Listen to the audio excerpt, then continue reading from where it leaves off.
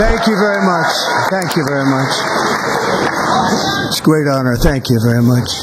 Speaker Johnson, Vice President Vance, the First Lady of the United States,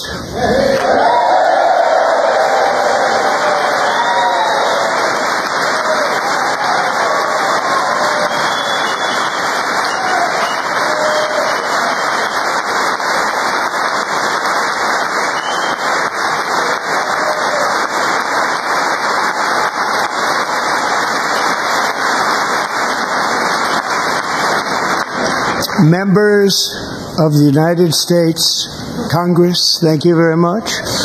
And to my fellow citizens, America is back.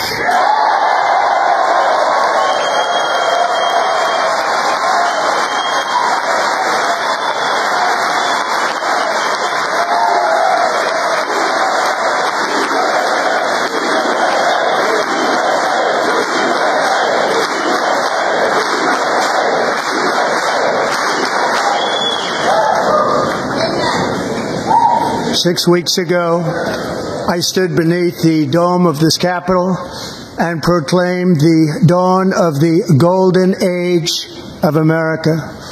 From that moment on, it has been nothing but swift and unrelenting action to usher in the greatest and most successful era in the history of our country.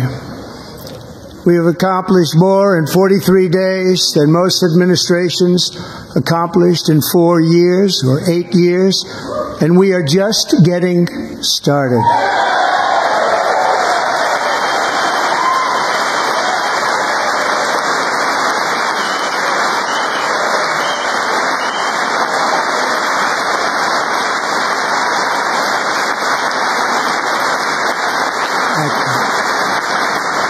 I return to this chamber tonight to report that America's momentum is back, our spirit is back, our pride is back, our confidence is back, and the American dream is surging bigger and better than ever before.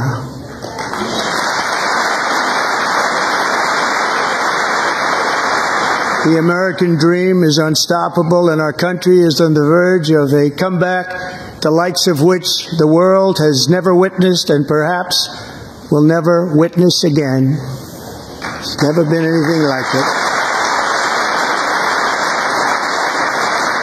The presidential election of November 5th was a mandate like has not been seen in many decades. We won all 7 swing states, giving us an electoral college victory of 312 votes.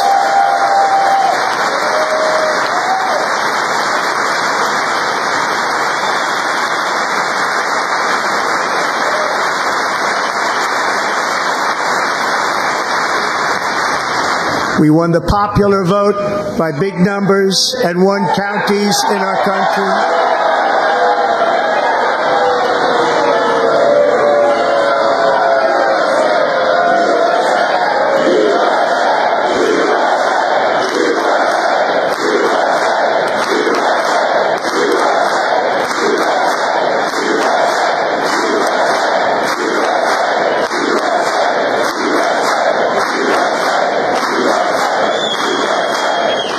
Counties in our country, 2,700 to 525, on a map that reads almost completely red for Republican.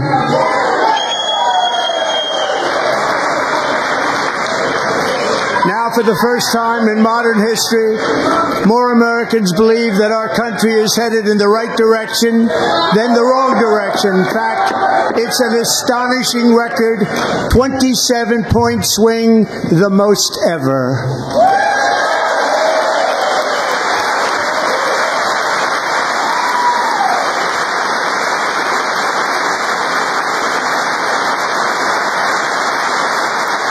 Likewise, small business optimism saw its single largest one-month gain ever recorded, a 41-point jump.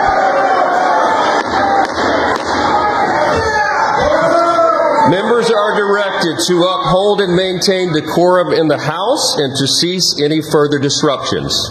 That's your warning.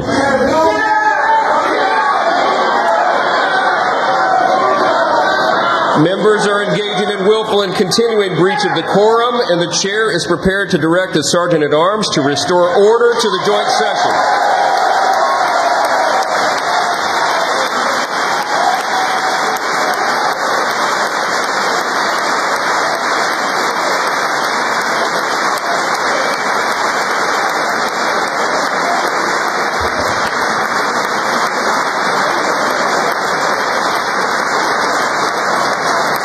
Mr. Green, take your seat. Take your seat, sir. Take your seat. Finding that members continue to engage in willful and concerted disruption of proper decorum, the chair now directs the Sergeant-at-Arms to restore order.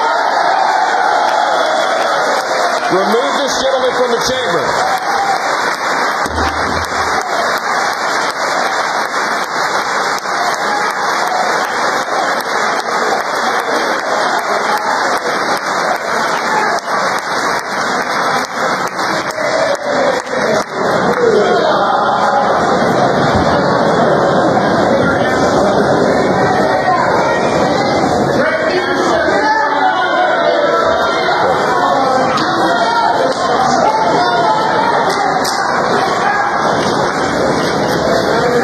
Members are directed to uphold and maintain decorum in the House.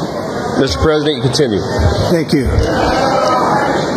Over the past 6 weeks, I have signed nearly 100 executive orders and taken more than 400 executive actions, a record to restore common sense, safety, optimism, and wealth all across our wonderful land.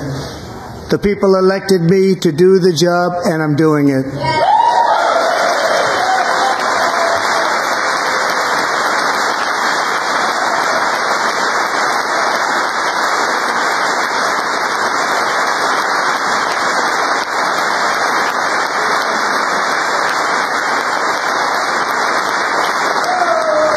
In fact, it has been stated by many that the first month of our presidency, it's our presidency, is the most successful in the history of our nation.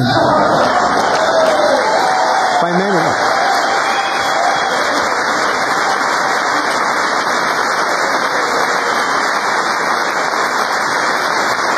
And what makes it even more impressive is that, do you know who number 2 is? George Washington. How about that? How about that? I don't know about that list, but we'll take it.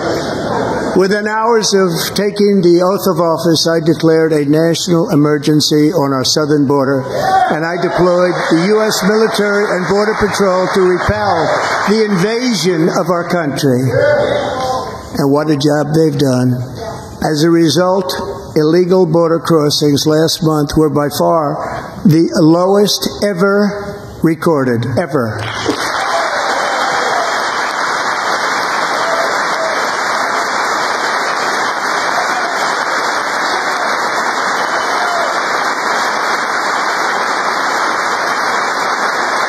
They heard my words and they chose not to come. Much easier that way. In comparison, under Joe Biden, the worst president in American history, there were hundreds of thousands of illegal crossings a month, and virtually all of them, including murderers, drug dealers, gang members, and people from mental institutions and insane asylums, were released into our country. Who would want to do that? This is my 5th such speech to Congress. And once again, I look at the Democrats in front of me, and I realize there is absolutely nothing I can say to make them happy or to make them stand or smile or applaud. Nothing I can do. I could find a cure to the most devastating disease, a disease that would wipe out entire nations, or announce the answers to the greatest economy in history, or the stoppage of crime to the lowest levels ever recorded.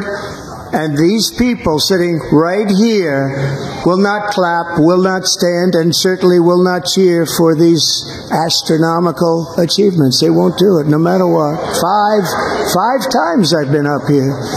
It's very sad, and it just shouldn't be this way.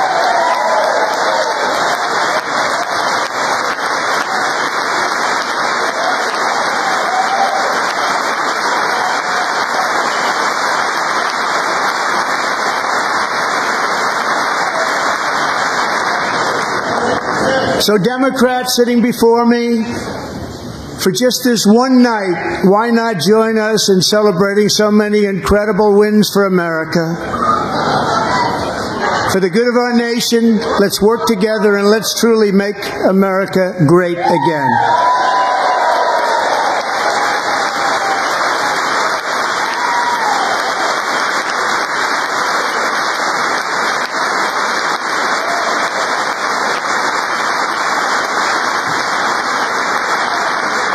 Every day my administration is fighting to deliver the change America needs to bring a future that America deserves, and we're doing it.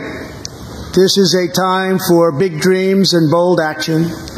Upon taking office, I imposed an immediate freeze on all federal hiring, a freeze on all new federal regulations, and a freeze on all foreign aid.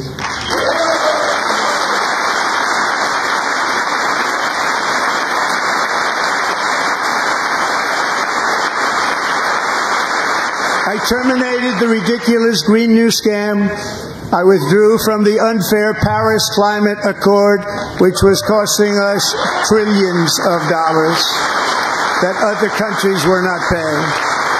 I withdrew from the corrupt World Health Organization.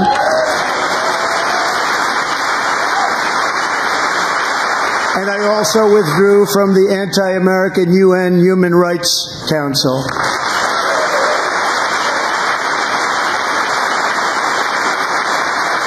We ended all of Biden's environmental restrictions that were making our country far less safe and totally unaffordable.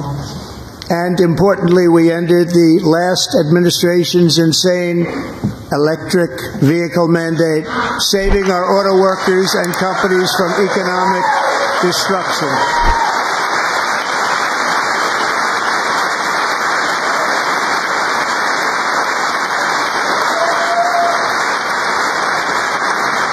To unshackle our economy, I have directed that for every one new regulation, 10 old regulations must be eliminated, just like I did in my very successful first day.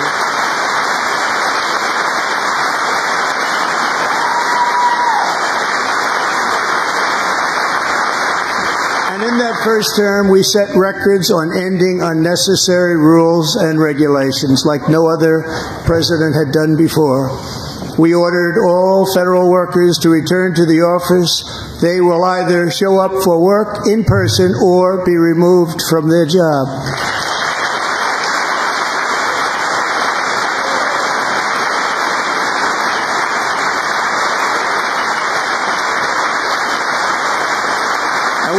Weaponized government where, as an example, a sitting president is allowed to viciously prosecute his political opponent, like me.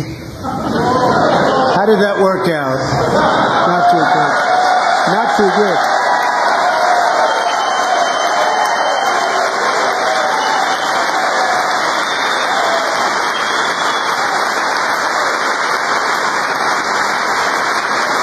And I have stopped all government censorship and brought back free speech in America. It's back.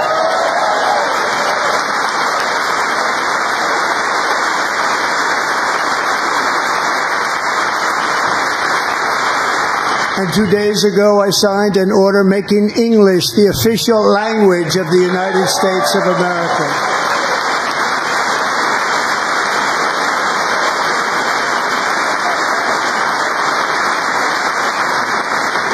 Renamed the Gulf of Mexico the Gulf of America.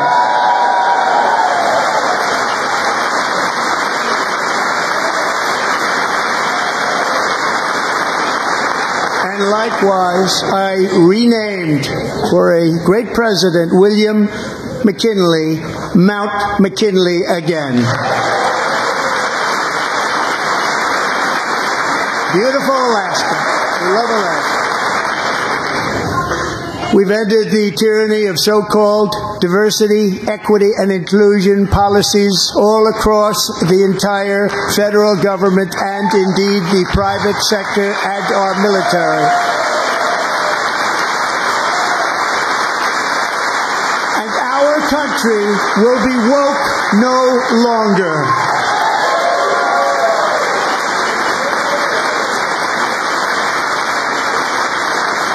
We believe that whether you are a doctor, an accountant, a lawyer, or an air traffic controller, you should be hired and promoted based on skill and competence, not race or gender.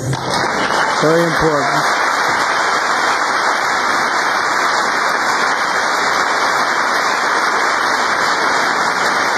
You should be hired based on merit, and the Supreme Court, in a brave and very powerful decision, has allowed us to do so. Thank you. Thank you very much.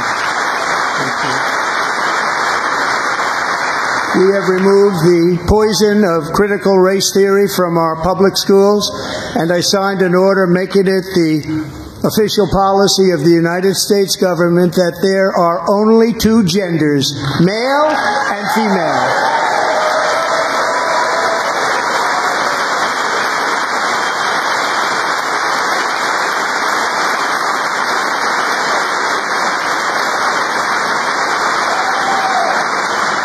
Also signed an executive order to ban men from playing in women's sports.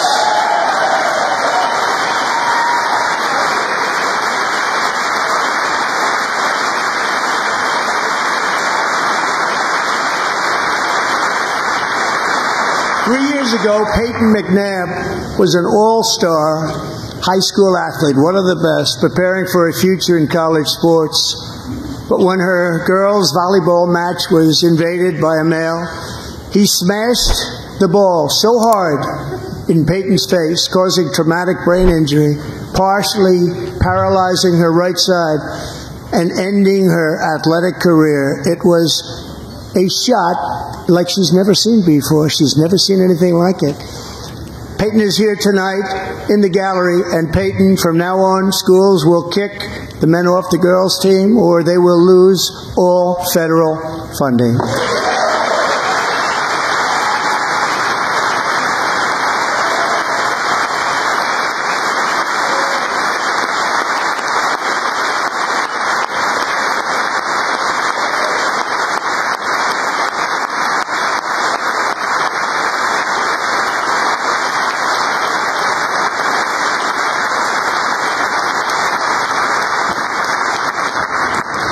If you really want to see numbers, just take a look at what happened in the women's boxing, weightlifting, track and field, swimming, or cycling, where a male recently finished a long-distance race 5 hours and 14 minutes ahead of a woman for a new record by 5 hours. Broke the record by 5 hours. It's demeaning for women, and it's very bad for our country. We're not going to put up with it any longer.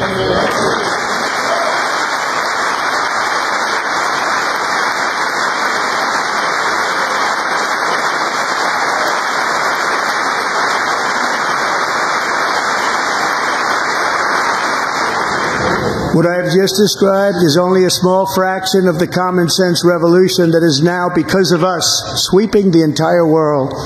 Common sense has become a common theme, and we will never go back. Never. Never going to let that happen.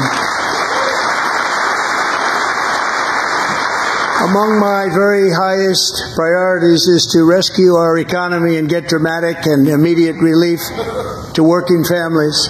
As you know, we inherited from the last administration an economic catastrophe and an inflation nightmare. Their policies drove up energy prices, pushed up grocery costs, and drove the necessities of life out of reach for millions and millions of Americans. It never had anything like it. We suffered the worst inflation in 48 years, but perhaps even in the history of our country. They're not sure. As president, I'm fighting every day to reverse this damage and make America affordable again.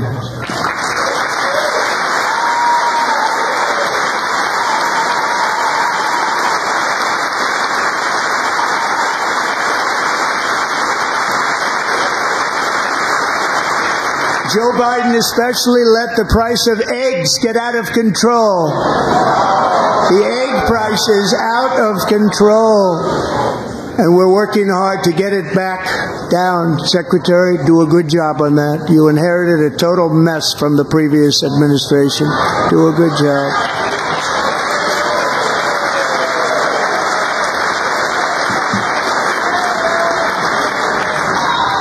A major focus of our fight to defeat inflation is rapidly reducing the cost of energy. The previous administration cut the number of new oil and gas leases by 95%, slowed pipeline construction to a halt, and closed more than 100 power plants. We are opening up many of those power plants right now.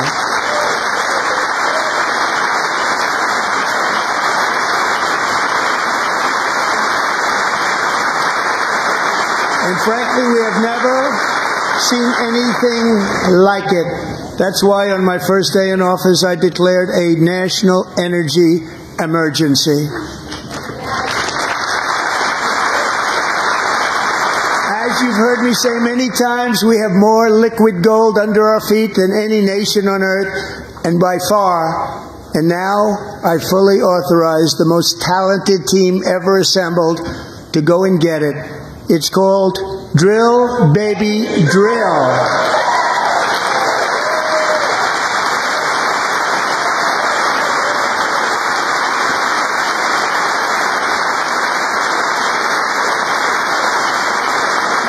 My administration is also working on a gigantic natural gas pipeline in Alaska, among the largest in the world, where Japan, South Korea, and other nations want to be our partner with investments of trillions of dollars each.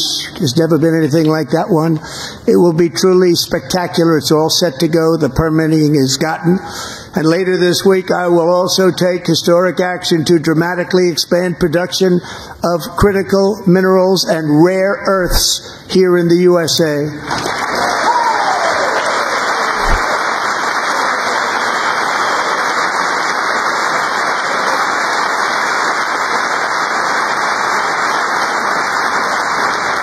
To further combat inflation, we will not only be reducing the cost of energy, but will be ending the flagrant waste of taxpayer dollars.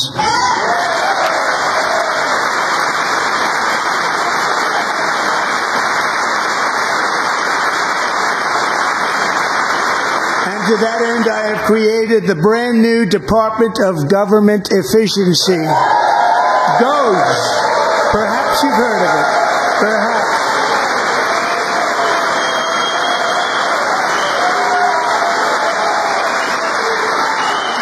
Which is headed by Elon Musk, who is in the gallery tonight.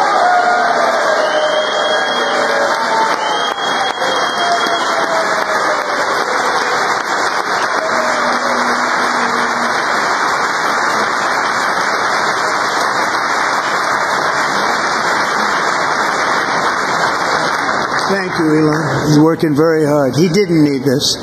He didn't need this. Thank you very much. We appreciate it. Everybody here, even this side, appreciates it, I believe.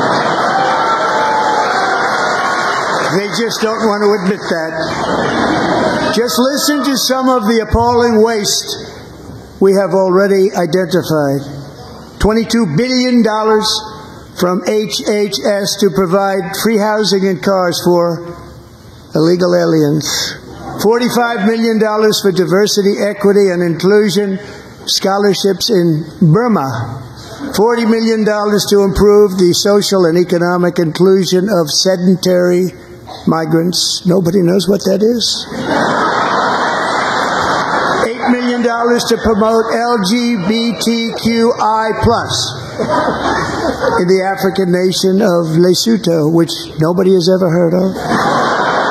$60 million for indigenous peoples and Afro-Colombian empowerment in Central America. $60 million. $8 million for making mice transgender. This is real. $32 million for a left-wing propaganda operation in Moldova. $10 million for male circumcision in Mozambique.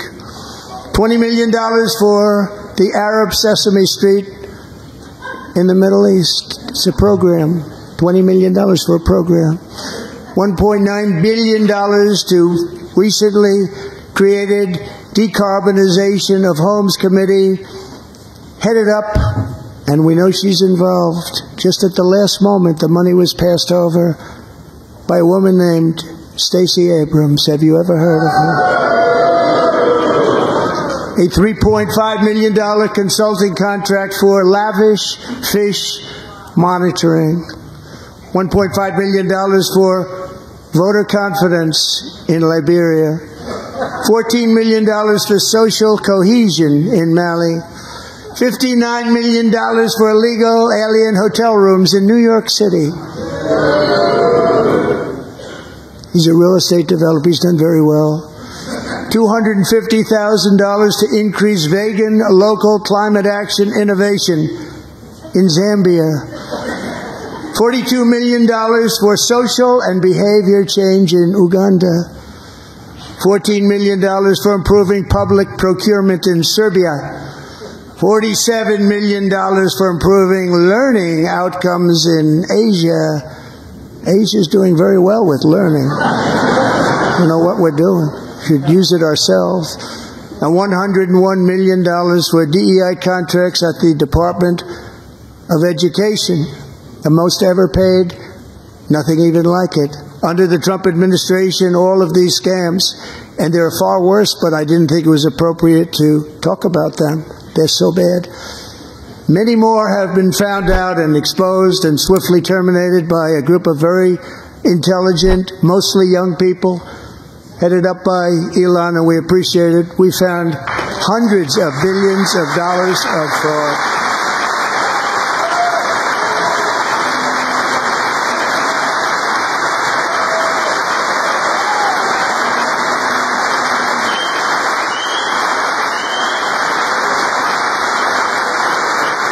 And we've taken back the money and reduced our debt to fight inflation and other things.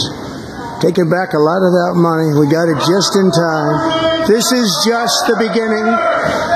The Government Accountability Office, a federal government office, has estimated annual fraud of over $500 billion in our nation, and we are working very hard to stop it. We're going to. We're also identifying shocking levels of incompetence and probable fraud in the Social Security program for our seniors and that our seniors and people that we love rely on.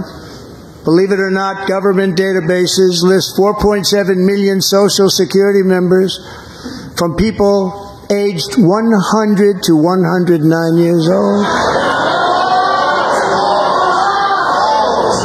It lists 3.6 million people from ages 110 to 119. I don't know any of them. I know some people that are rather elderly, but not quite that elderly. 3.47 million people from ages 120 to 129. 3.9 million people from ages 130 to 139. 3.5 million people from ages 140 to 149. And money is being paid to many of them, and we're searching right now. In fact, Pam, good luck. Good luck. You're going to find it. But a lot of money is paid out to people because it just keeps getting paid, and nobody does, and it really hurts Social Security and hurts our country. 1.3 million people from ages 150 to 159, and over 130,000 people, according to the Social Security databases are age over 160 years old. We have a healthier country than I thought, Bobby.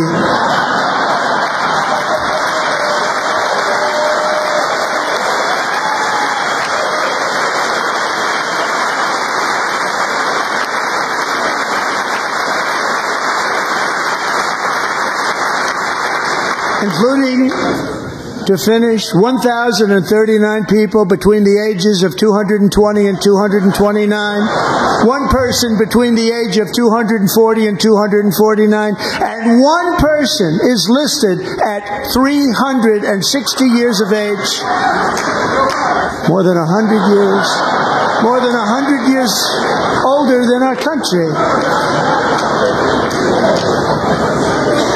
But we're going to find out where that money's going, and it's not going to be pretty. By slashing all of the fraud, waste, and theft we can find, we will defeat inflation, bring down mortgage rates, lower car payments and grocery prices, protect our seniors, and put more money in the pockets of American families.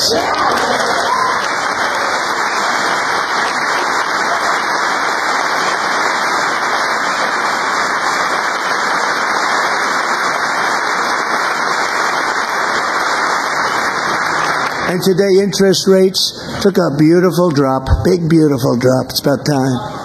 And in the near future, I want to do what has not been done in 24 years, balance the federal budget. We're going to balance it.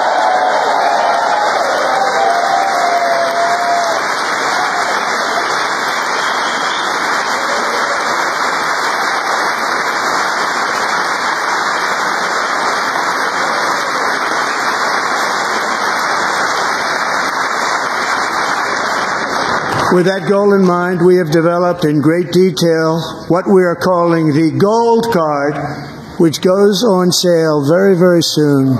For $5 million, we will allow the most successful job-creating people from all over the world to buy a path to U.S. citizenship. It's like the Green Card, but better and more sophisticated. And these people will have to pay tax in our country. They won't have to pay tax from where they came. The money that they've made, you wouldn't want to do that, but they have to pay tax, create jobs. They'll also be taking people out of colleges and paying for them so that we can keep them in our country instead of having them being forced out. Number one, at the top school, as an example, being forced out and not being allowed to stay and create tremendous numbers of jobs and great success for a company out there. So while we take out the criminals, killers, traffickers, and child predators who are allowed to enter our country under the open border policy of these people, the Democrats, the Biden administration, the open border insane policies that you've allowed to destroy our country, we will now bring in brilliant, hardworking, job-creating people. They're going to pay a lot of money, and we're going to reduce our debt with that money.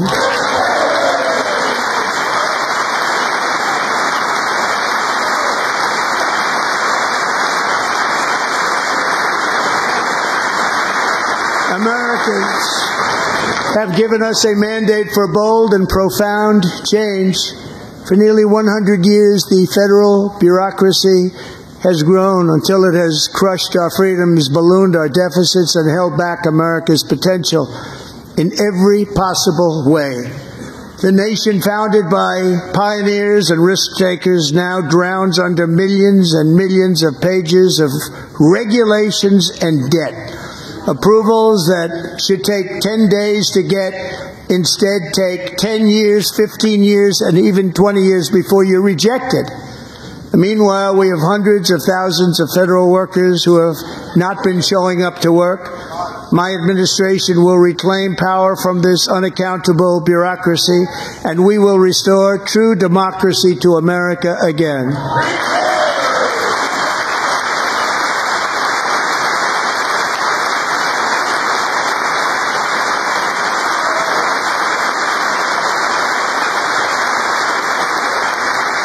Federal bureaucrat who resists this change will be removed from office immediately. Because we are draining the swamp. It's very simple. and the days of rule by unelected bureaucrats are over.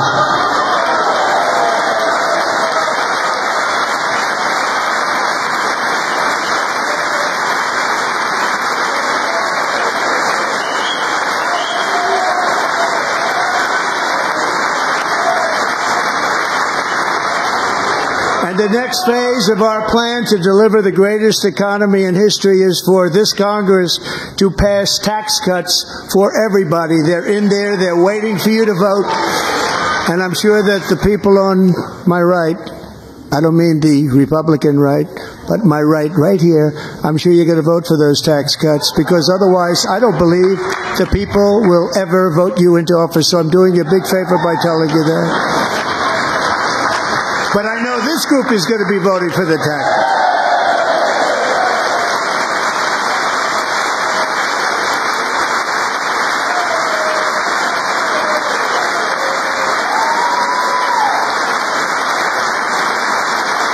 Thank you. It's a very, very big part of our plan. We had tremendous success in our first term with it. A very big part of our plan. We're seeking permanent income tax cuts all across the board. And to get urgently needed relief to Americans hit especially hard by inflation, I'm calling for no tax on tips, no tax on overtime, and no tax on Social Security benefits for our great seniors.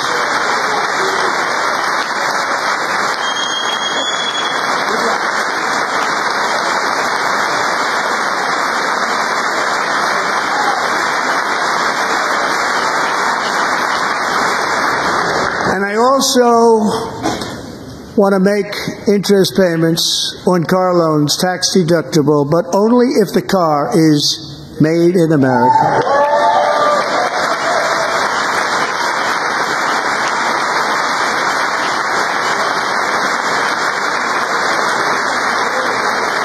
And by the way, we're going to have growth in the auto industry like nobody's ever seen. Plants are opening up all over the place. Deals are being made.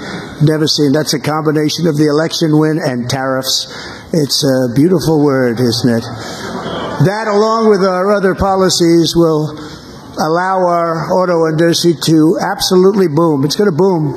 Spoke to the majors today, all three, the top people, and they're so excited. In fact, already numerous car companies have announced that they will be building massive automobile plants in America, with Honda just announcing a new plant in Indiana, one of the largest anywhere in the world.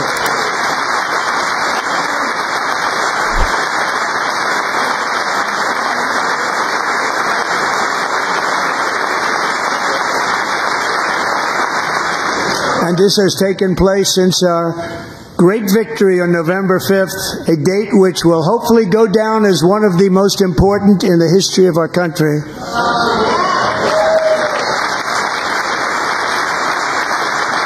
In addition, as part of our tax cuts, we want to cut taxes on domestic production and all manufacturing.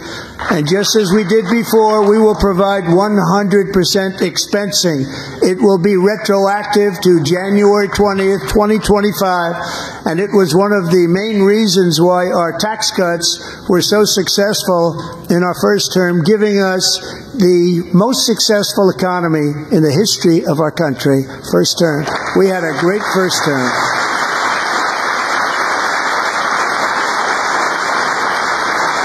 If you don't make your product in America, however, under the Trump administration, you will pay a tariff, and in some cases, a rather large one. Other countries have used tariffs against us for decades, and now it's our turn to start using them against those other countries. On average, the European Union, China, Brazil, India, Mexico, and Canada, have you heard of them? And countless other nations charge us tremendously higher tariffs than we charge them. It's very unfair. India charges us auto tariffs higher than 100%. China's average tariff on our products is twice what we charge them. And South Korea's average tariff is 4 times higher. Think of that, 4 times higher. And we give so much help militarily and in so many other ways to South Korea. But that's what happens. This is happening by friend and foe. This system is not fair to the United States and never was, and so on April 2nd, I wanted to make it April 1st, but I didn't want to be accused of April Fool's Day. That's not, just one day was cost us a lot of money. But we're going to do it in April. I'm a very superstitious person. April 2nd, reciprocal tariffs kick in. And whatever they tariff us, other countries, we will tariff them. That's reciprocal, back and forth. Whatever they tax us, we will tax them. If they do non-monetary tariffs to keep us out of their market, then we will do non-monetary barriers to keep them out of our market. There's a lot of that, too. They don't even allow us in their market. We will take in trillions and trillions of dollars and create jobs like we have never seen before. I did it with China and I did it with others, and the Biden administration couldn't do anything about it because there was so much money they couldn't do anything about it. We have been ripped off for decades by nearly every country on earth, and we will not let that happen any longer.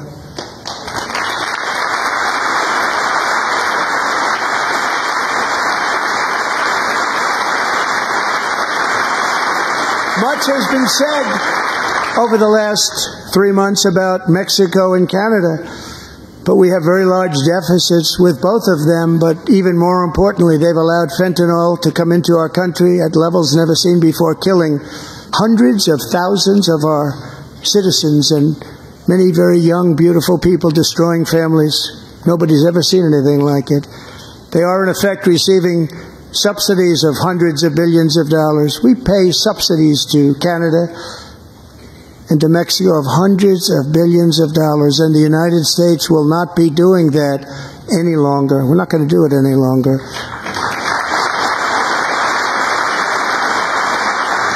Thanks to our America First policies we're putting into place, we have had $1.7 trillion of new investment in America in just the past few weeks. The combination of the election and our economic policies that people of SoftBank, one of the most brilliant anywhere in the world, announced a $200 billion investment. OpenAI and Oracle, Larry Ellison, announced $500 billion investment, which they wouldn't have done if Kamala had won. Apple announced $500 billion investment. Tim Cook called me. He said, I cannot spend it fast enough. It's going to be much higher than that, I believe. They'll be building their plants here instead of in China. And just yesterday, Taiwan Semiconductor, the biggest in the world, most powerful in the world, has a tremendous amount, 97% of the market, announced a $165 billion investment to build the most powerful chips on earth right here in the USA.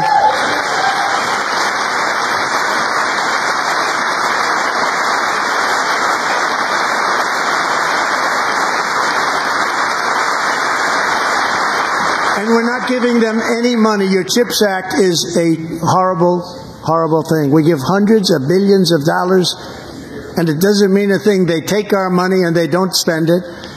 All that meant to them, we're giving them no money. All that was important to them was they didn't want to pay the tariffs, so they came and they're building, and many other companies are coming. We don't have to give them money. We just want to protect our businesses and our people, and they will come because they won't have to pay tariffs if they build in America. So it's very amazing. You should get rid of the CHIP Act, and whatever's left over, Mr. Speaker, you should use it to reduce debt or any other reason you want to.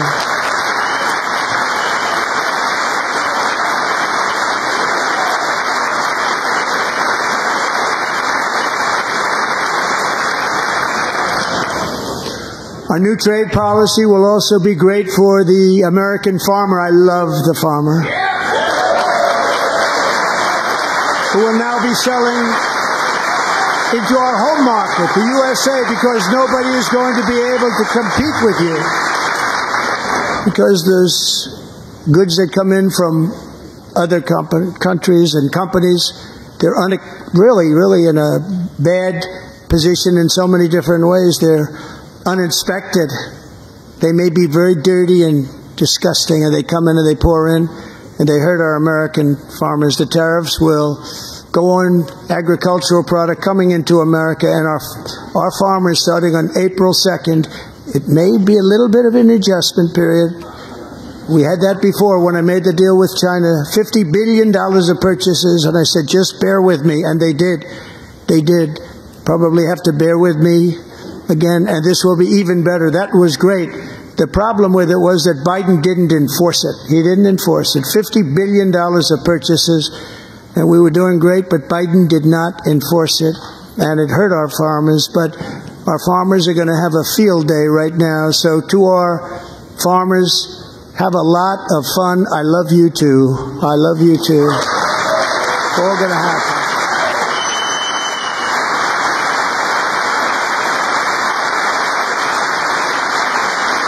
And I have also imposed a 25% tariff on foreign aluminum, copper, lumber, and steel, because if we don't have, as an example, steel and lots of other things, we don't have a military, and frankly we just won't have a country very long.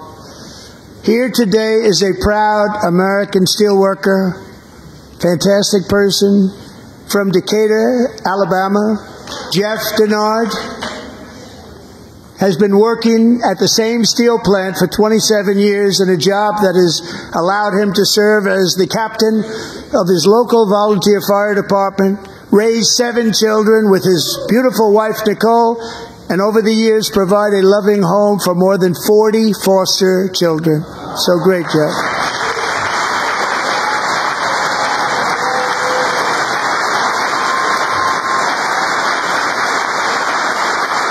Thank you, Jeff. Thank you, Jeff.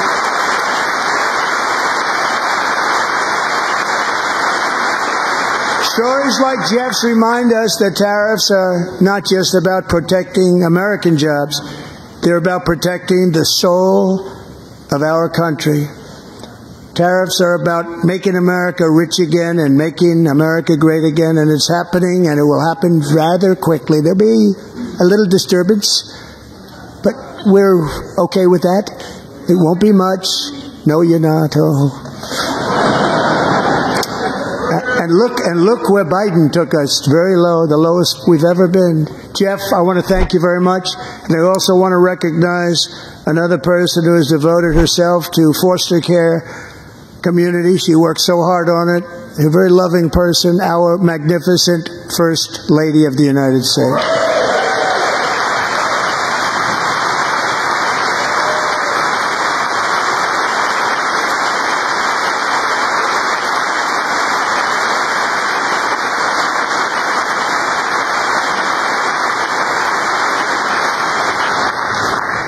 Melania's work has yielded incredible results, helping prepare our nation's future leaders as they enter the workforce. Our First Lady is joined by 2 impressive young women, very impressive. Haley Ferguson, who benefited from the First Lady's Fostering the Future initiative and is poised to complete her education and become a teacher. And Elliston Berry, who became a victim of an illicit deepfake image produced by a peer.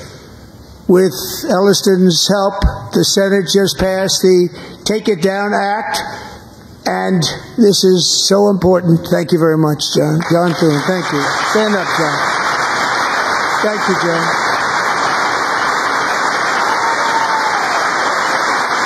Thank you all very much.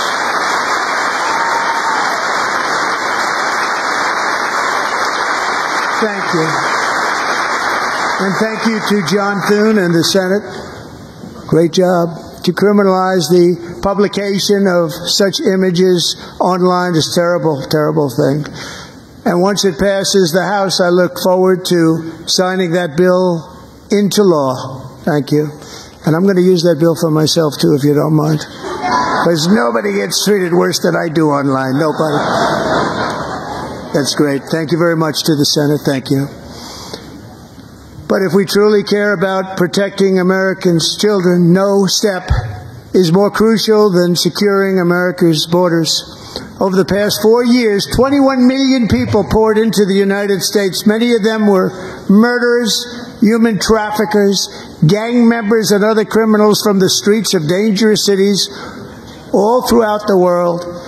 Because of Joe Biden's insane and very dangerous open border policies, they are now strongly embedded in our country, but we are getting them out and getting them out fast.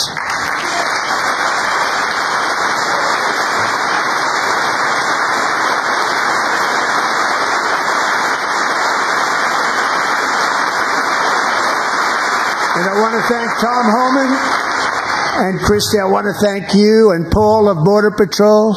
I want to thank you. What a job they've all done. Everybody, Border Patrol, ICE, or law enforcement in general is incredible. We have to take care of our law enforcement. Have to.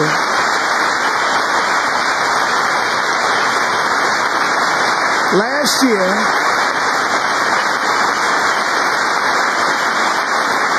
a brilliant 22-year-old nursing student named Laken Riley, the best in her class, admired by everybody, went out for a jog on the campus of the University of Georgia. That morning, Laken was viciously attacked, assaulted, beaten, brutalized, and horrifically murdered.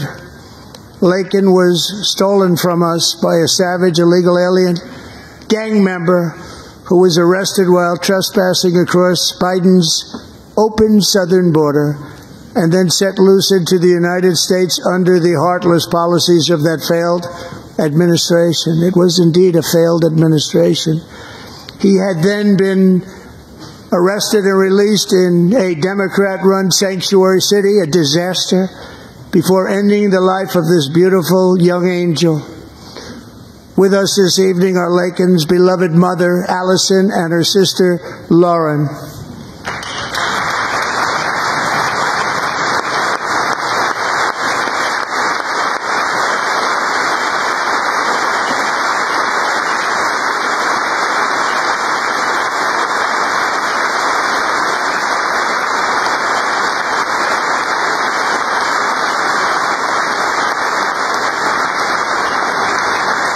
Last year, I told Laken's grieving parents that we would ensure their daughter would not have died in vain.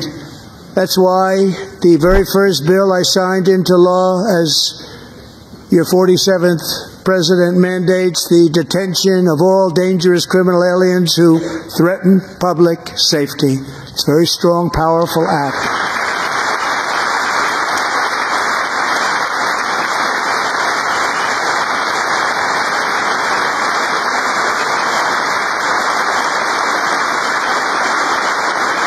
It's called the Laken-Riley Act. So Allison and Lauren, America will never, ever forget our beautiful Laken Hope Riley.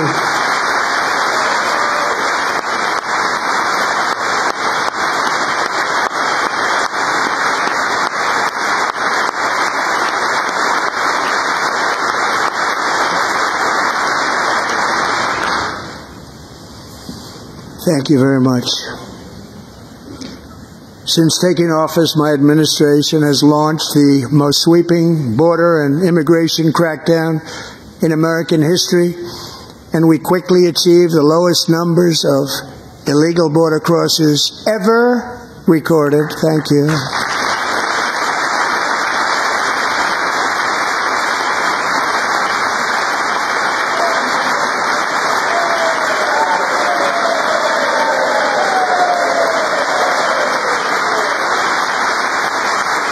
The media and our friends in the Democrat Party kept saying we needed new legislation, we must have legislation to secure the border. But it turned out that all we really needed was a new president.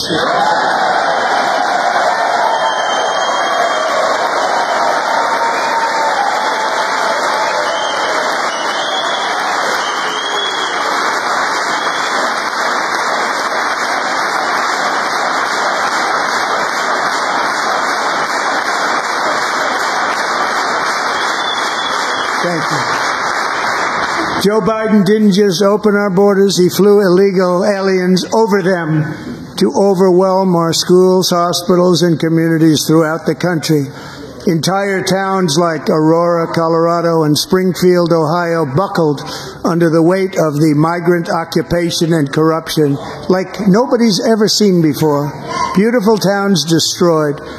Now, just as I promised in my inaugural address, we are achieving the great liberation of America.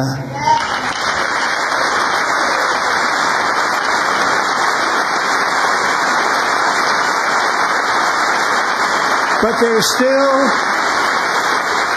is much work to be done. Here tonight is a woman I have gotten to know, Alexis Nungary from Houston. Wonderful woman. Last June, Alexis's 12-year-old daughter, her precious Jocelyn, walked to a nearby convenience store. She was kidnapped, tied up, assaulted for 2 hours under a bridge, and horrifically murdered. Arrested and charged with this heinous crime are two illegal alien monsters from Venezuela, released into America by the last administration through their ridiculous open border. The death of this beautiful 12-year-old girl and the agony of her mother and family touched our entire nation greatly. Alexis, I promised that we would always remember your daughter, your magnificent daughter, and earlier tonight, I signed an order keeping my word to you. One thing I have learned about Jocelyn is that she loved animals so much. She loved nature. Across Galveston Bay, from where Jocelyn lived in Houston, you will find a magnificent national wildlife refuge, a pristine, peaceful, 34,000-acre sanctuary for all of God's creatures on the edge of the Gulf of America. Alexis, moments ago, I formally renamed that refuge in loving memory of your beautiful daughter, Jocelyn. So, Mr. Vice President, if you would, may I have the order?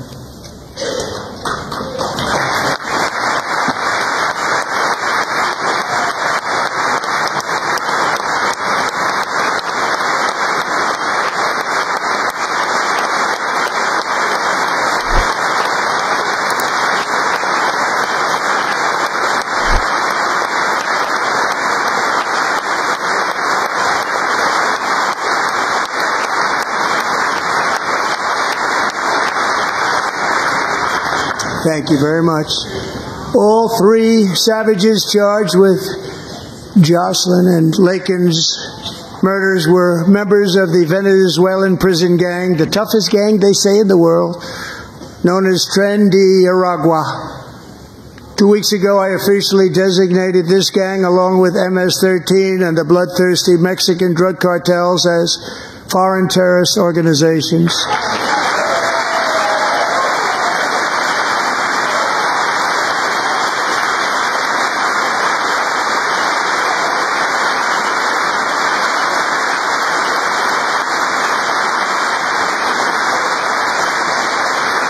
They are now officially in the same category as ISIS, and that's not good for them.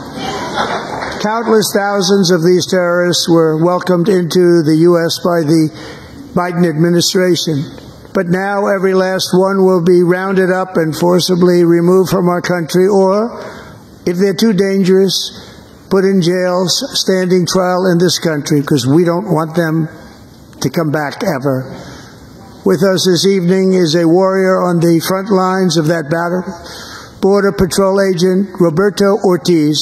Great guy.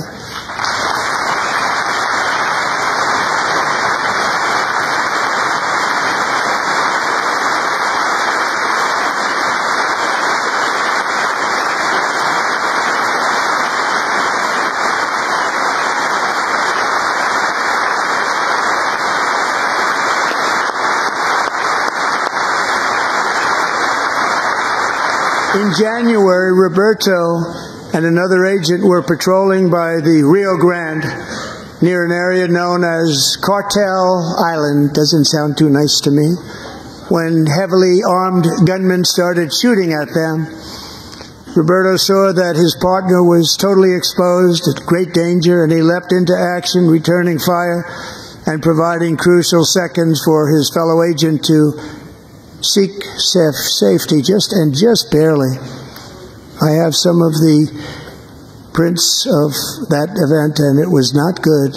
Agent Ortiz, we salute you for your great courage and for your line of fire that you took, and for the bravery that you showed. We honor you, and we will always honor you. Thank you, Roberto, very much.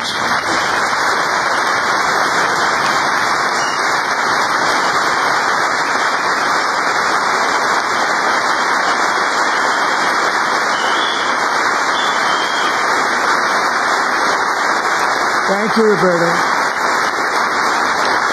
And I actually got to know him on my many calls to the border. He's a great gentleman. The territory to the immediate south of our border is now dominated entirely by criminal cartels that murder, rape, torture, and exercise total control. They have total control over a whole nation, posing a grave threat to our national security. The cartels are waging war in America, and it's time for America to wage war on the cartels, which we are doing.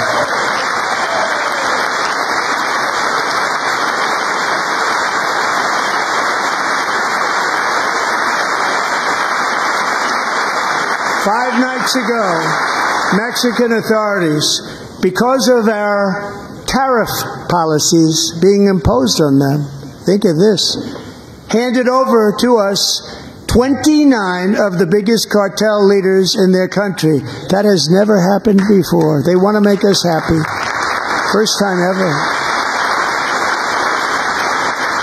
But we need Mexico and Canada to do much more than they've done, and they have to stop the fentanyl and drugs pouring into the USA. They're going to stop it. I have sent Congress a detailed funding request laying out exactly how we will eliminate these threats to protect our homeland and complete the largest deportation operation in American history, larger even than current record holder President Dwight D. Eisenhower, a moderate man but someone who believed very strongly in borders. Americans expect Congress to send me this funding without delay so I can sign it into law. So, Mr. Speaker, John Thune, both of you, I hope you're going to be able to do that. Mr. Speaker, thank you. Mr. Leader, thank you. Thank you very much. And let's get it to me. I'll sign it so fast, you won't even believe it.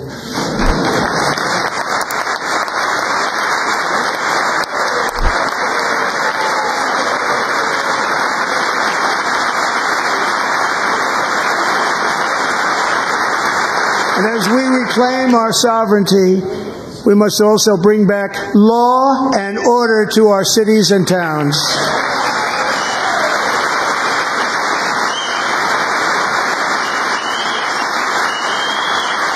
In recent years, our justice system has been turned upside down by radical left lunatics. Many jurisdictions virtually ceased enforcing the law against dangerous repeat offenders while weaponizing law enforcement against political opponents like me. My administration has acted swiftly and decisively to restore fair, equal, and impartial justice under the constitutional rule of law, starting at the FBI and the DOJ. Pam, good luck. Cash, wherever you may be, good luck. Good luck. Pam Bondi. Good luck. So important. Going to do a great job. Cash, thank you. Thank you, Cash.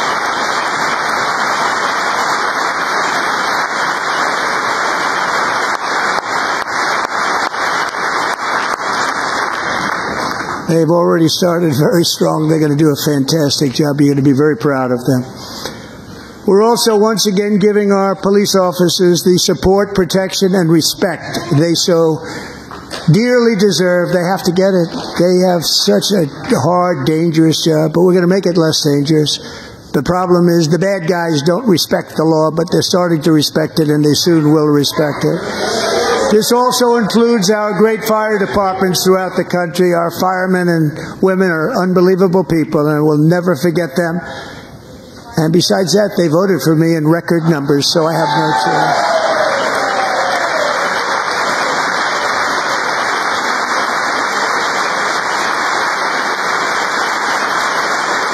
One year ago this month, 31-year-old New York police officer Jonathan Diller, unbelievably wonderful person and a great officer, was gunned down at a traffic stop on Long Island. I went to his funeral. The vicious criminal charged with his murder had 21 prior arrests, and they were rough arrests, too. He was a real bad one.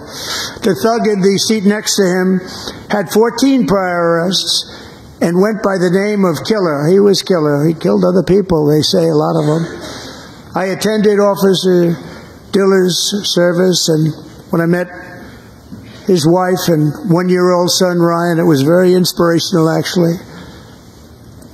His widow's name is Stephanie, and she is here tonight. Stephanie, thank you very much, Stephanie. Thank you very much.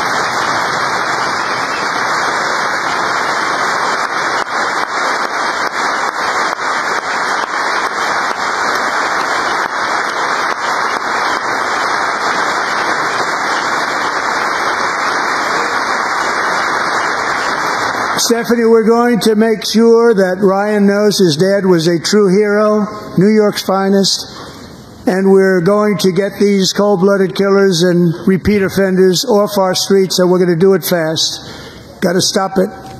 They get out with 28 arrests. They push people into subway trains. They hit people over the head, back of the head with baseball bats. We got to get them out of here. I've already signed an executive order requiring a mandatory death penalty for anyone who murders a police officer, and tonight I'm asking Congress to pass that policy into permanent law.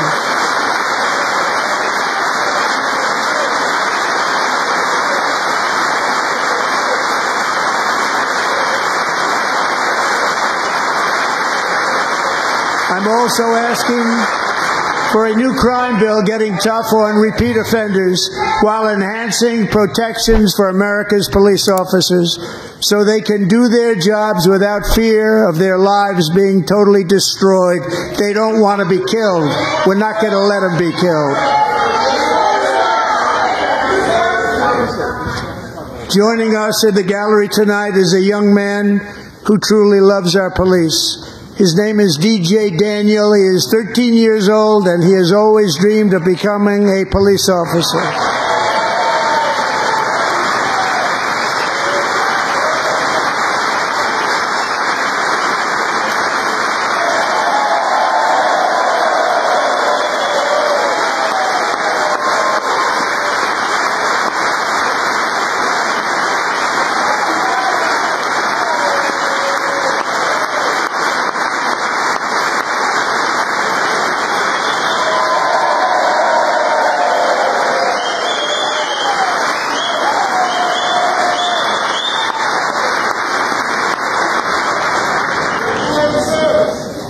But in 2018, DJ was diagnosed with brain cancer.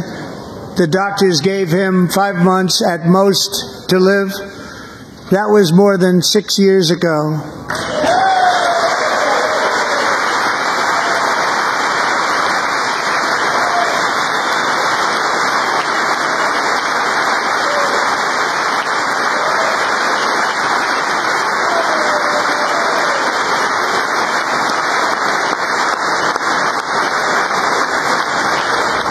Since that time, DJ and his dad have been on a quest to make his dream come true, and DJ has been sworn in as an honorary law enforcement officer, actually a number of times. The police love him, the police departments love him. And tonight, DJ, we're going to do you the biggest honor of them all. I am asking our new Secret Service Director, Sean Curran, to officially make you an agent of the United States Secret Service.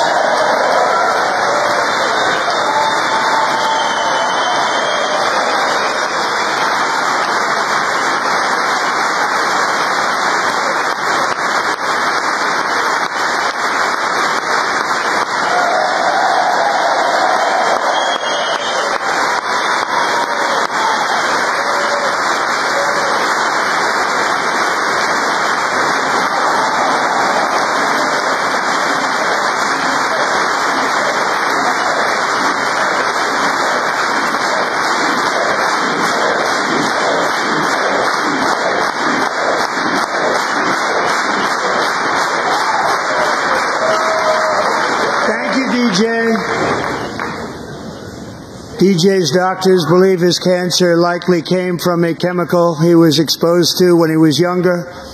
Since 1975, rates of child cancer have increased by more than 40%. Reversing this trend is one of the top priorities for our new presidential commission to make America healthy again, chaired by our new Secretary of Health and Human Services, Robert F. Kennedy, Jr.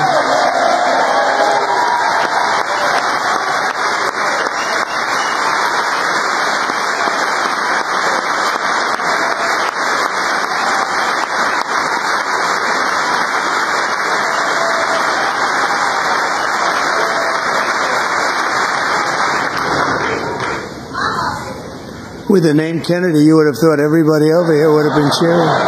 How quickly they forget.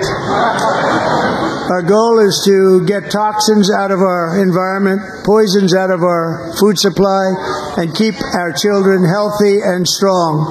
As an example, not long ago, and you can't even believe these numbers, 1 in 10,000 children had autism, 1 in 10,000.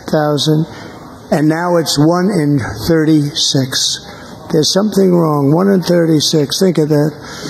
So we're going to find out what it is, and there's nobody better than Bobby and all of the people that are working with you. You have the best to figure out what is going on. Okay, Bobby? Good luck. It's a very important job. Thank you.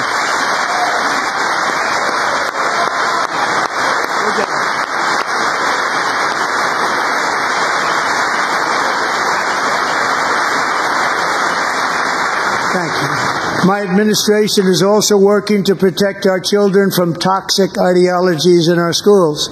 A few years ago, January, Little John and her husband discovered that their daughter's school had secretly socially transitioned their 13-year-old little girl. Teachers and administrators conspired to deceive January and her husband while encouraging her daughter to use a new name and pronouns. They, them pronoun, actually, all without telling January, who is here tonight and is now a courageous advocate against this form of child abuse. January, thank you. Thank you. Thank you very much.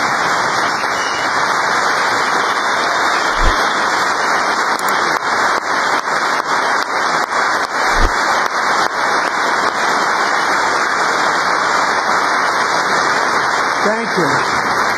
Stories like this are why, shortly after taking office, I signed an executive order banning public schools from indoctrinating our children with transgender ideology.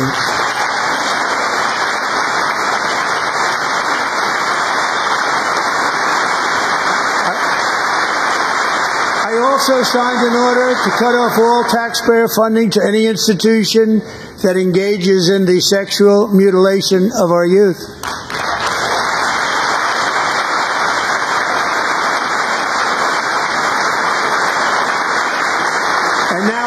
Congress to pass a bill permanently banning and criminalizing sex changes on children and forever ending the lie that any child is trapped in the wrong body. This is a big lie.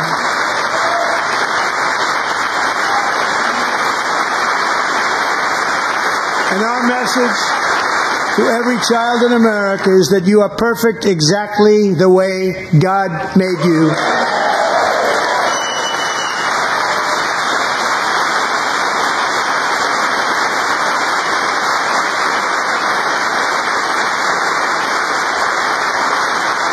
Because we're getting wokeness out of our schools and out of our military, and it's already out, and it's out of our society. We don't want it. Wokeness is trouble. Wokeness is bad. It's gone. It's gone. And we feel so much better for it, don't we? Don't we feel better? Our service members won't be activists and ideologues. They will be fighters and warriors. They will fight for our country. And Pete, congratulations. Secretary of Defense, congratulations.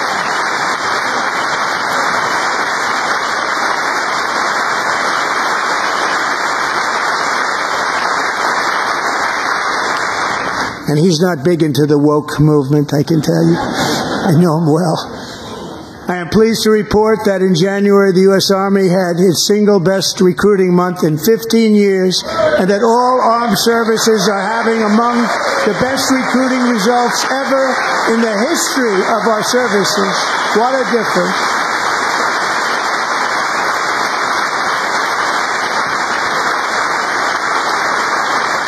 And you know, it was just a few months ago where the results were exactly the opposite. We couldn't recruit anywhere. We couldn't recruit.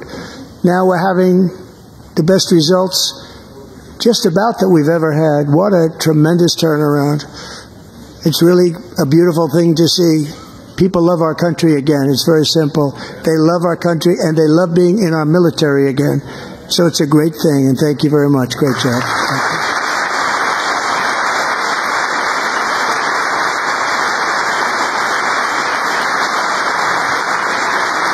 We're joined tonight by a young man, Jason Hartley, who knows the weight of that call of duty. Jason's father, grandfather, and great-grandfather all wore the uniform. Jason tragically lost his dad, who was also a Los Angeles County Sheriff's deputy when he was just a boy, and now he wants to carry on the family legacy of service. Jason is a senior in high school, a 6-letter varsity athlete, a really good athlete, they say, a brilliant student with a 4.46, that's good, GPA. And his greatest dream is to attend the U.S. Military Academy at West Point.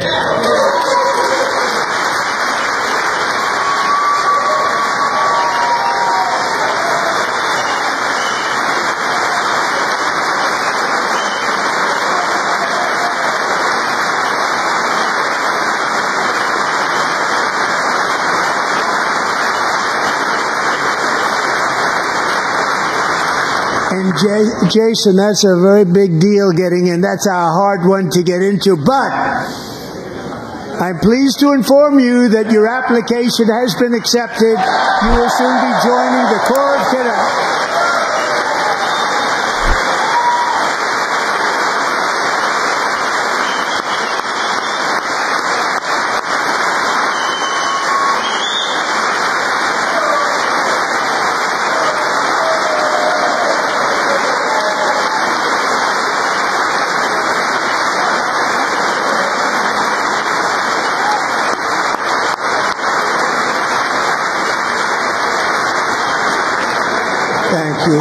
Jason, you're going to be on the long gray line, Jason.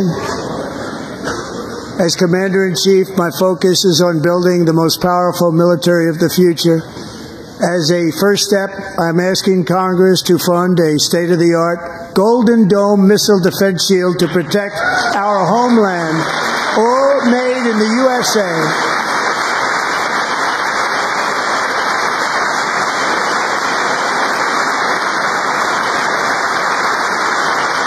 Ronald Reagan wanted to do it long ago, but the technology just wasn't there, not even close. But now we have the technology. It's incredible, actually. And other places they have it. Israel has it. Other places have it. And the United States should have it too. Right, Tim? Right? They should have it too. So I want to thank you. But it's a very, very important. This is a very dangerous world. We should have it. We want to be protected, and we're going to protect our citizens like never before. To boost our defense industrial base, we are also going to resurrect the American shipbuilding industry, including commercial shipbuilding and military shipbuilding.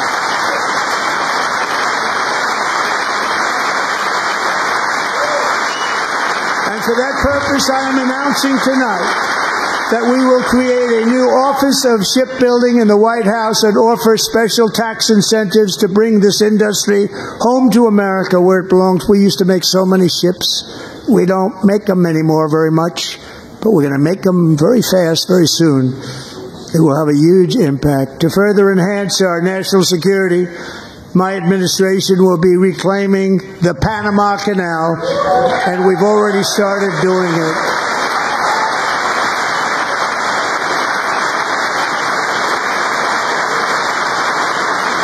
Just today, a large American company announced they are buying both ports around the Panama Canal and lots of other things having to do with the Panama Canal and a couple of other canals. The Panama Canal was built by Americans for Americans, not for others, but others could use it. But it was built at tremendous cost of American blood and treasure. 38,000 workers died building the Panama Canal. They died of malaria, they died of snake bites and mosquitoes. Not a nice place to work. They paid them very highly to go there, knowing there was a 25% chance that they would die. The most expensive project also that was ever built in our country's history, if you bring it up to modern day costs. It was given away by the Carter administration for $1. But that agreement has been violated very severely. We didn't give it to China. We gave it to Panama, and we're taking it back.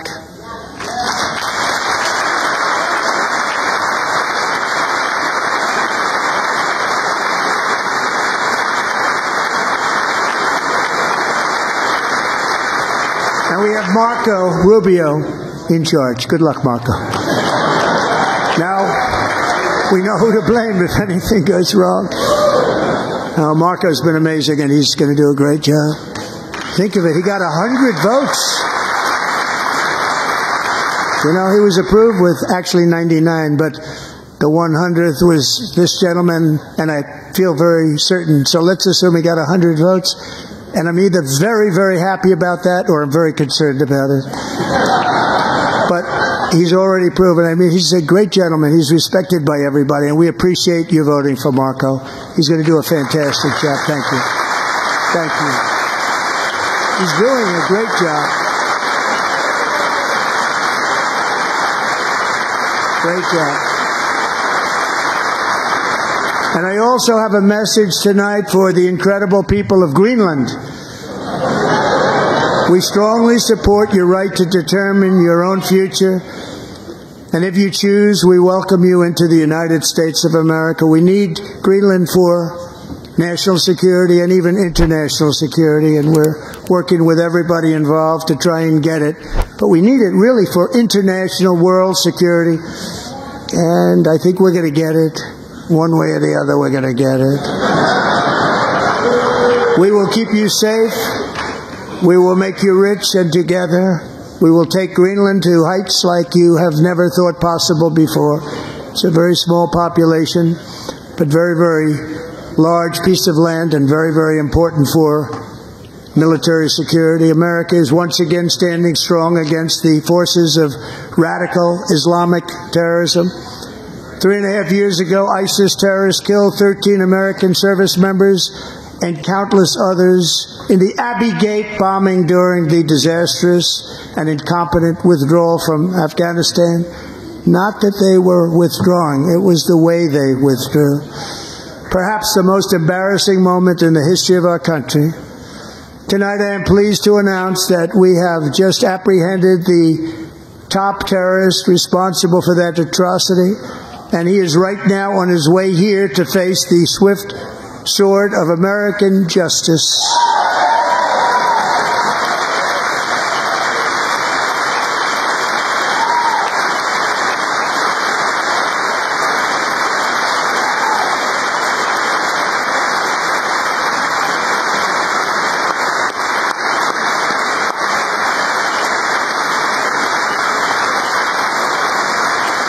And I want to thank especially the government of Pakistan for helping arrest this monster.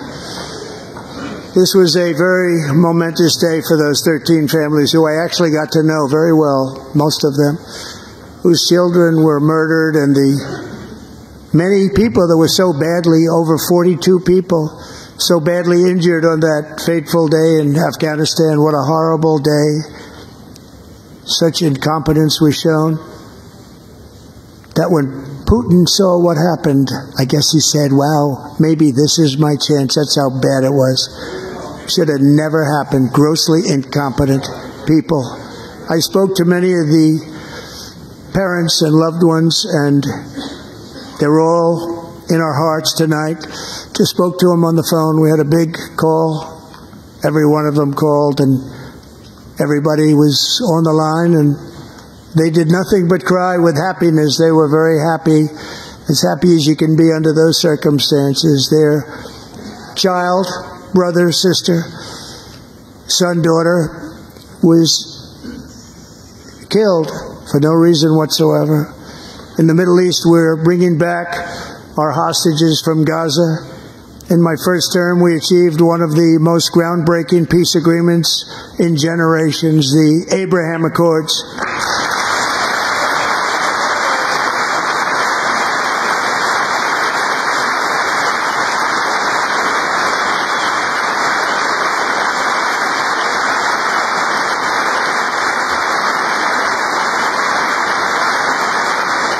And now we're going to build on that foundation to create a more peaceful and prosperous future for the entire region. A lot of things are happening in the Middle East. People have been talking about that so much lately with everything going on with Ukraine and Russia. But a lot of things are happening in the Middle East. It's a rough neighborhood, actually. I'm also working tirelessly to end the savage conflict in Ukraine. Millions of Ukrainians and Russians have been needlessly killed or wounded in this horrific and brutal conflict with no end in sight. The United States has sent hundreds of billions of dollars to support Ukraine's defense with no security, with no anything.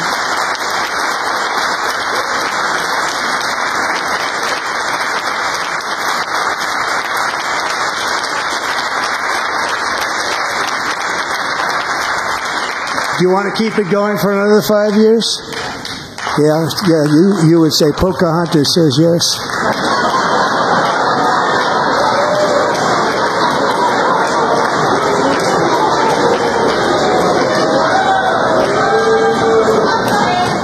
$2,000 people are being killed every single week. More than that. They're Russian young people. They're Ukrainian young people. They're not Americans. But I want it to stop. Meanwhile, Europe has sadly spent more money buying Russian oil and gas than they have spent on defending Ukraine, by far. Think of that. They've spent more buying Russian oil and gas than they have defending. And we've spent perhaps $350 billion, like taking candy from a baby. That's what happened. And they've spent $100 million. What a difference that is. And we have an ocean separating us, and they don't. But we're getting along very well with them, and lots of good things are happening. Biden has authorized more money in this fight than Europe has spent, by billions and billions of dollars. It's hard to believe that they wouldn't have stopped it and said at some point, come on, let's equalize. You got to be equal to us. But that didn't happen. Earlier today, I received an important letter from President Zelensky of Ukraine. The letter reads, Ukraine is ready to come to the negotiating table as soon as possible to bring lasting peace closer. Nobody wants peace more than the Ukrainians, he said. My team and I stand ready to work under President Trump's strong leadership to get a peace that lasts. We do really value how much America has done to help Ukraine maintain its sovereignty and independence. Regarding the agreement on minerals and security, Ukraine is ready to sign it at any time that is convenient for you. I appreciate that he sent this letter, just got it a little while ago. Simultaneously, we've had serious discussions with Russia and have received strong signals that they are ready for peace. Wouldn't that be beautiful? Wouldn't that be beautiful?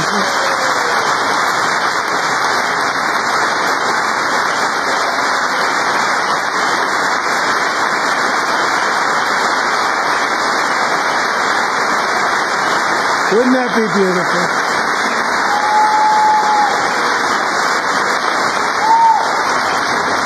It's time to stop this madness. It's time to halt the killing. It's time to end the senseless war. If you want to end wars, you have to talk to both sides. Nearly 4 years ago, amid rising tensions, a history teacher named Mark Fogel was detained in Russia and sentenced to 14 years in a penal colony. Rough stuff.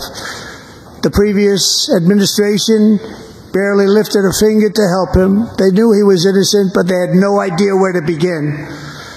But last summer I promised his 95-year-old mother, Malphine, that we would bring her boy safely back home.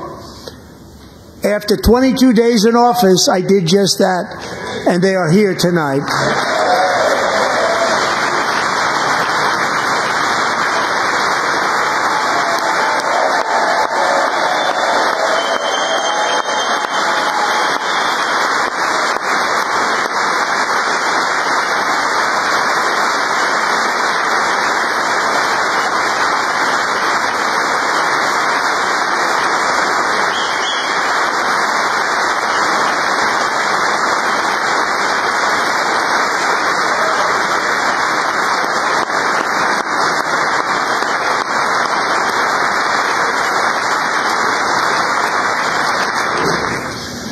To Mark and his great mom, we are delighted to have you safe and sound and with us.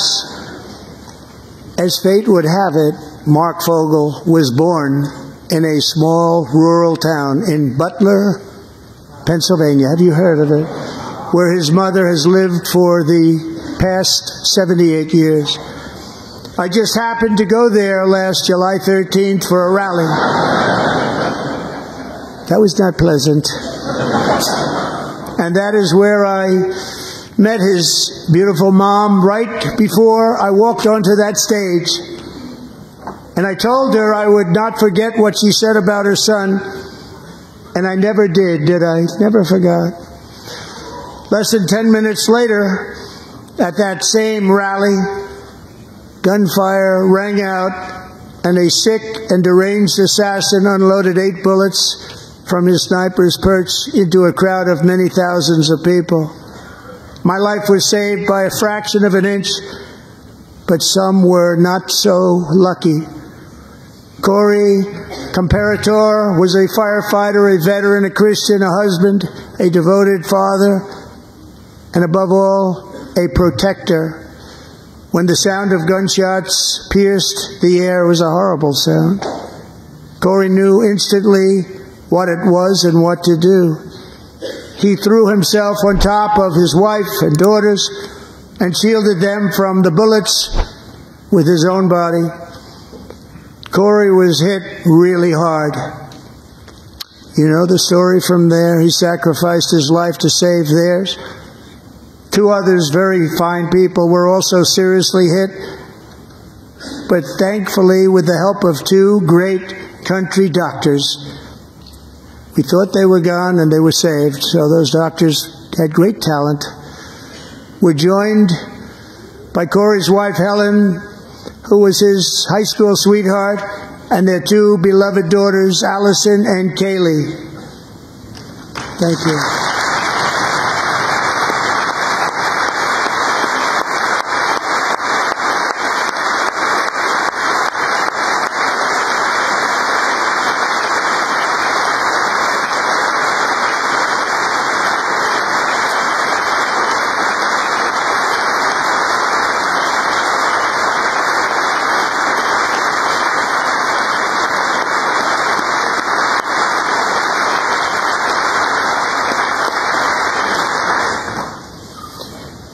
To Helen, Allison, and Kaylee, Corey is looking down on his 3 beautiful ladies right now, and he is cheering you on. He loves you. He is cheering you on. Corey was taken from us much too soon, but his destiny was to leave us all with a shining example of the selfless devotion of a true American patriot. It was love like Corey's that built our country, and it's love like Corey's that is going to make our country more majestic than ever before. I believe that my life was saved that day in Butler for a very good reason. I was saved by God to make America great again. I believe that. Thank you. Thank you.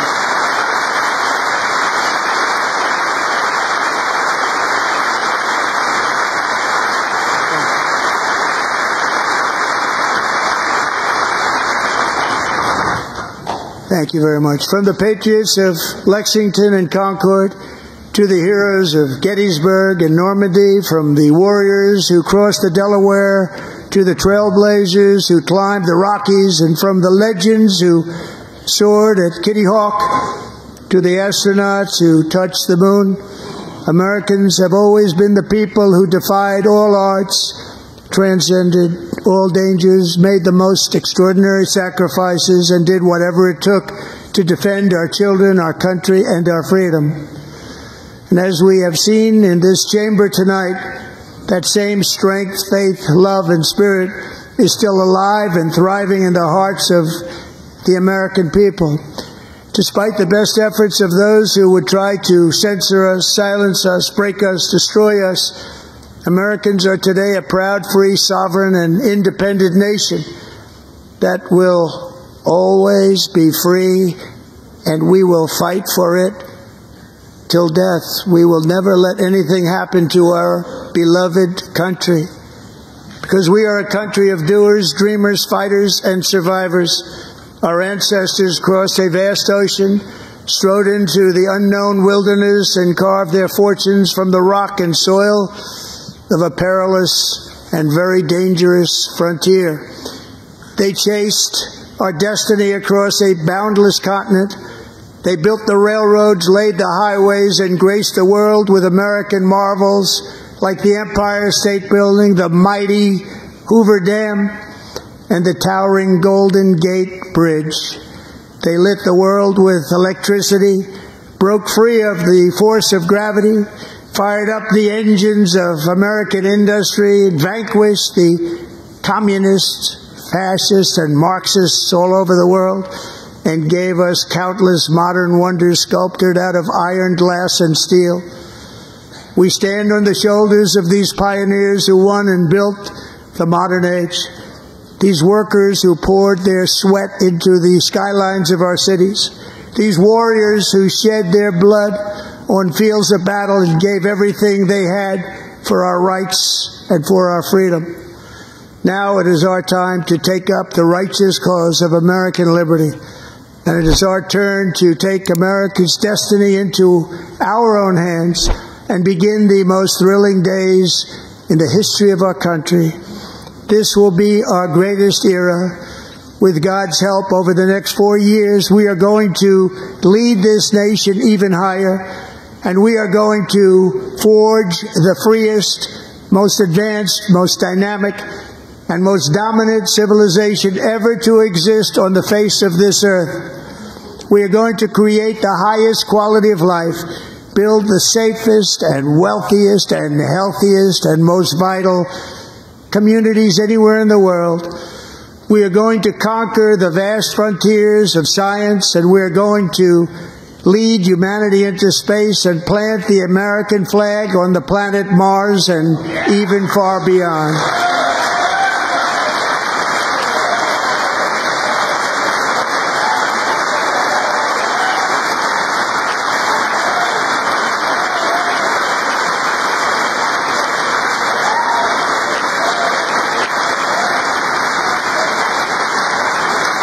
Through it all, we are going to rediscover the unstoppable power of the American spirit. And we are going to renew unlimited promise of the American dream. Every single day we will stand up and we will fight, fight, fight for the country our citizens believe in and for the country our people deserve.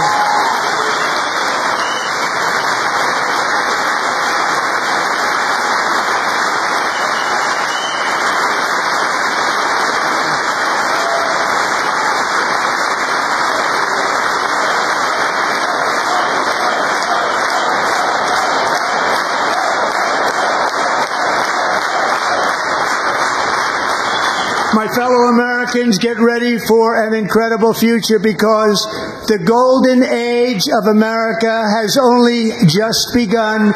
It will be like nothing that has ever been seen before. Thank you, God bless you, and God bless America.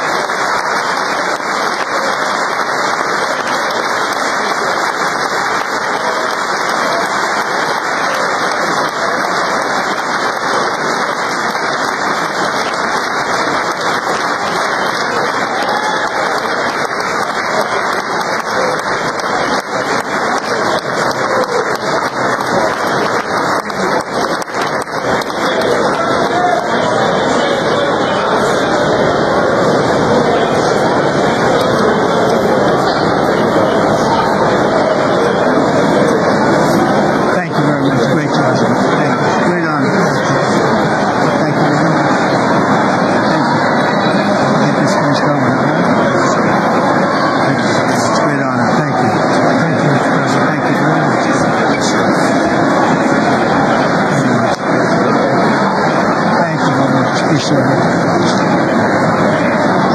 Thank you. I see you're teaching young people the world of America. I'm trying to. Great guy. Thank you. That's your favorite. Thank you very much. Appreciate it. Howard, thank you again. Thank you again. Won't forget. So good. So good, sir. Thank you. Terrific. This is really good. It's really outstanding. Thank you.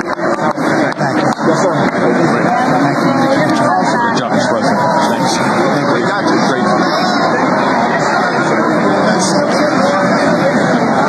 Thanks again, Mr. President. The phone call last night.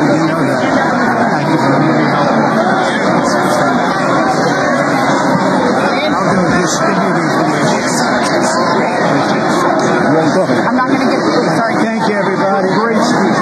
Great speech. Let's be careful. Yes.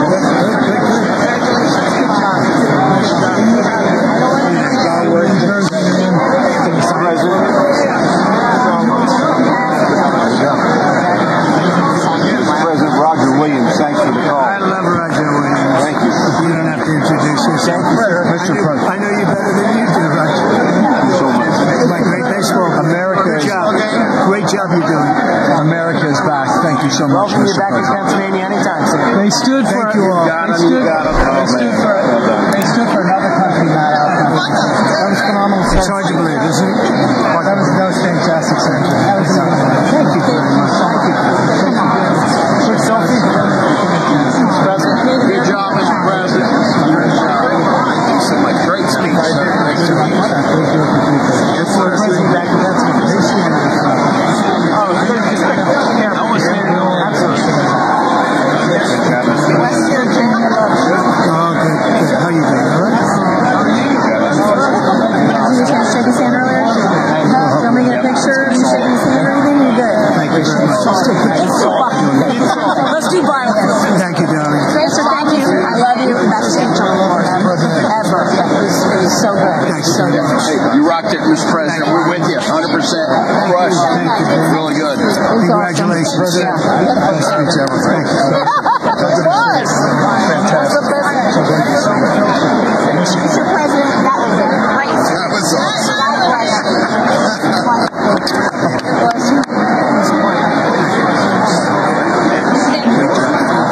Great job. Let's go. Get down to that. You get down. Good luck. Thank you, everybody. Good job. Thank you for mentioning God needs to help us. Thank you, Mr. President. Mr. President. Thank you. Great speech. Great speech. Thanks for taking my call. Good luck. Yeah. Thank you for standing You strong. really triggered those people. Yeah. Tremendous, Mr. President. Thank you. Thank you so much. Thanks for the beneficial ownership and this week. Oh, yeah.